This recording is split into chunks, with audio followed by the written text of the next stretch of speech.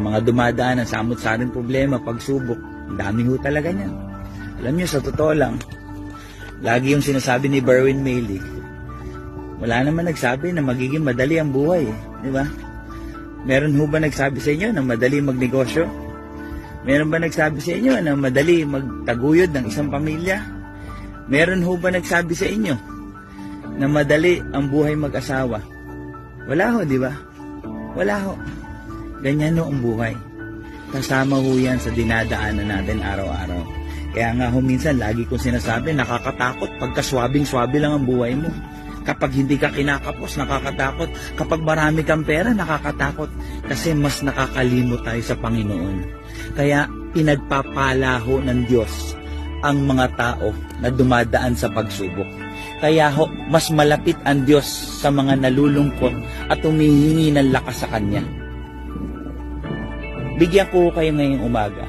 Sandali lang ho ito, panoorin nyo ito, huwag kayong bibitaw, i-share nyo ito sa Facebook ninyo. An encouragement, hindi ho ito pera-pera.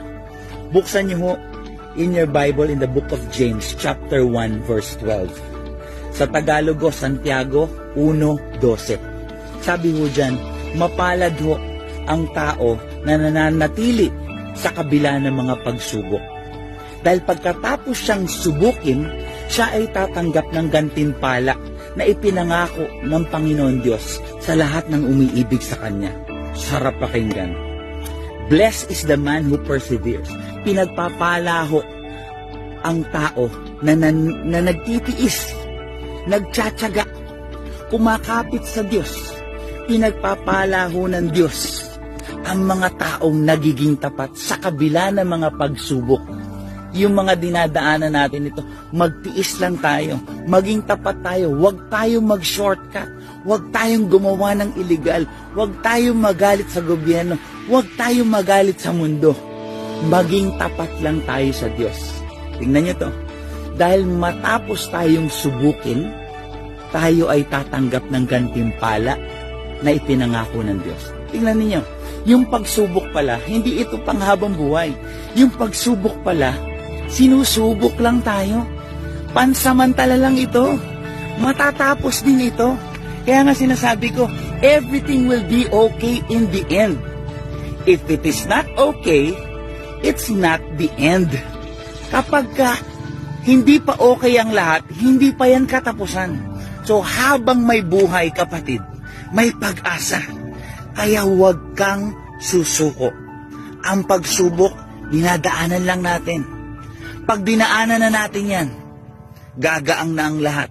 Basta kasama natin ang Panginoon Diyos. Tingnan niyo to. Kapag babiyahe tayo sa isang bus, sa isang sasakyan, papunta tayo sa isang malayong lugar. Pag papunta tayong lahat, ano sinasabi natin? Ang layo naman, ang traffic, nakakainip. Matagal pa ba ang biyahe? Di ho ba ganun? Pero anong reaksyon ng karamihan pag pabalik na? Pag pabalik na, sabi ng marami, ay, ang bilis lang pala pagpabalik. Pagpapunta parang ang layo, no? Pagpabalik ka na, ang lapit lang pala. Yun ho ang pagpapala ng Diyos. Kapag dinaanan mo na ang pagsubok, ginaganting pala ang kananya pabalik. Dinaanan mo na eh. Nagiging magaang na rin. Higit sa lahat, nakikilala natin kung sino ang nagmamay-ari ng buhay natin. Kung sino ang nagbibigay lahat ng talino at lakas. Kasi sa Diyos lang tayo kumakapit. Siya lang ang nagagantimpala, wala ng iba. God bless everyone. This is Berwin Mailey.